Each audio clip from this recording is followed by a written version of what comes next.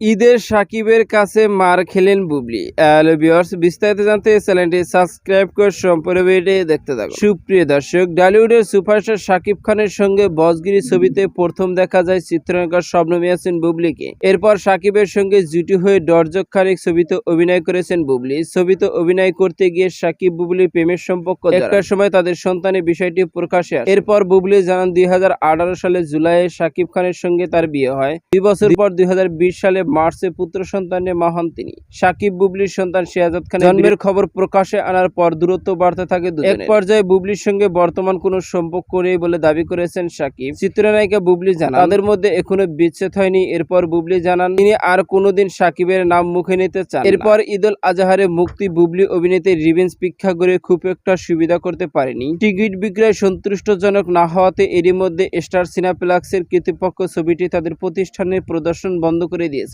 এদিকে জানা গেছে সাকিব খান সিনেমাটি সারা দেশব্যাপী বেশ ব্যবসা সফল তালিকায় রয়েছে, কারণ শবনম ইয়াসমিন বুবলির রিভেঞ্জ সিনেমাকে নামিয়ে সাকিব খানের সিনেমা তুলেছেন সেই সিনেমাগুলো, আর তাই তো ভক্তদের এক ধরনের মন্তব্য রয়েছে। এই ঈদে সাকিবের কাছে মার খেয়েছেন শবনম ইয়াসমিন বুবলি কেরিয়ার জীবন নিয়ে। তো সুপ্রিয় দর্শক, ভিডিওটি আপনার কাছে ভালো লাগলে একটা লাইক দিন। নিত্য নতুন ভিডিও আপডেট পেতে চ্যানেলটি সাবস্ক্রাইব করুন। অসংখ্য ধন্যবাদ পুরো ভিডিও উপভোগ করার জন্য।